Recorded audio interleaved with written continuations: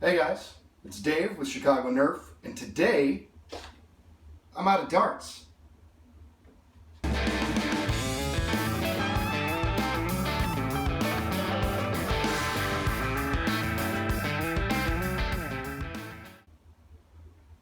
All right, everybody, thanks for coming on back. Today, what I want to quickly talk about are the FPS caps for the Adventure Force Nexus Pro from Out of Darts. He's got the 3 different caps. They're $5 each. If you haven't heard about these, I don't know why you wouldn't have. But basic breakdown is they just screw on and off of the end cap here, which exposes the spring for the Nexus Pro, and you can dial in your FPS just by tuning with these caps, which is a phenomenal idea. First of all, the print quality on these is just flawless. It's perfect out of darts quality. The butt of it is just as smooth as could be. I'm not even sure how they did that.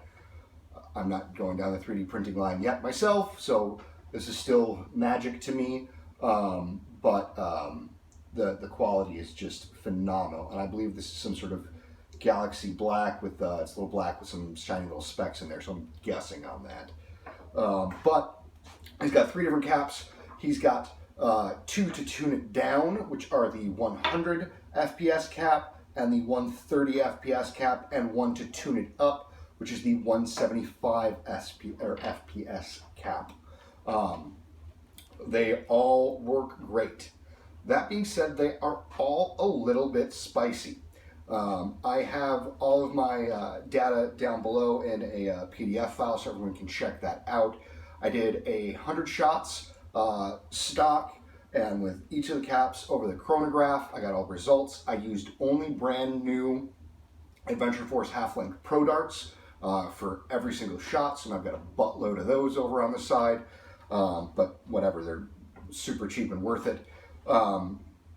So yeah, basically what it comes down to are the numbers. But the thing is we don't want to just talk about the average FPS, because that can somewhat be misleading. So the stock numbers on here, I got an average coming in at 141.84. So just about 142 FPS. However, the median, which is actually the center number, was at 153.5, and the mode, which was the most recorded number, was at 158. So as we all know, this realistically out of the box hits between right around 140 and 160.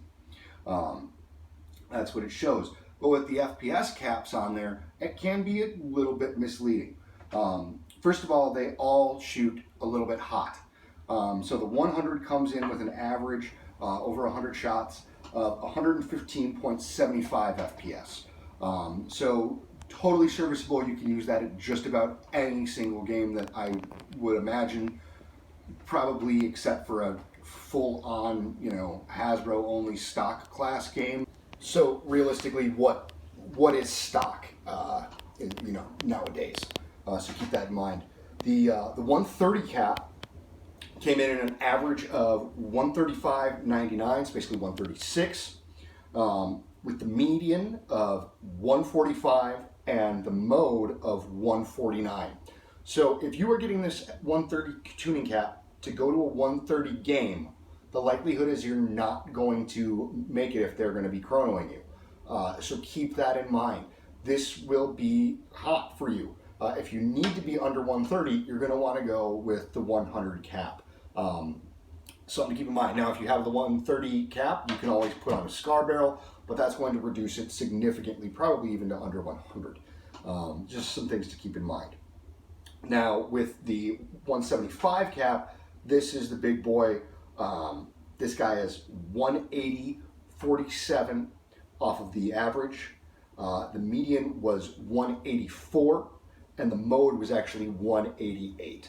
So you're realistically between 180 and 190 with the 175 cap, which is awesome. So honestly, between all 3, I don't really see a place for the 130 cap.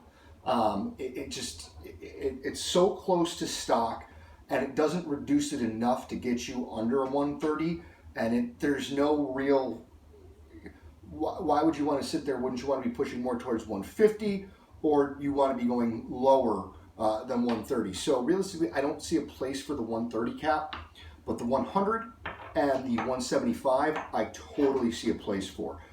Myself, I'm just going to be running the 175 with the stock spring here. I've seen some other people use some CETA upgrade springs and whatnot, and those have been bending actually over time. So I'm just going to stick with the stock spring, and I'm going to use the heavier loaded cap on here. All of them are super easy to install, except the 175 was a little beefy. It did take a little bit of effort to get that on and off, so keep that in mind. But like I said, the print quality on these are phenomenal. I do highly, highly recommend them. They are one of the easiest modifications and upgrades you can possibly do to any blaster out there. This is less than what it takes to do a penny mod on a Maverick. So yeah, again, highly recommend them. $5 a piece. I'll buy links down into everything below. Thank you guys for watching. I appreciate you guys supporting a smaller channel. Please give me a like, a subscribe, a bell, all the YouTube stuff. It really, really means a lot. Hope to see you guys around in another video, and Chicago Nerf, everybody.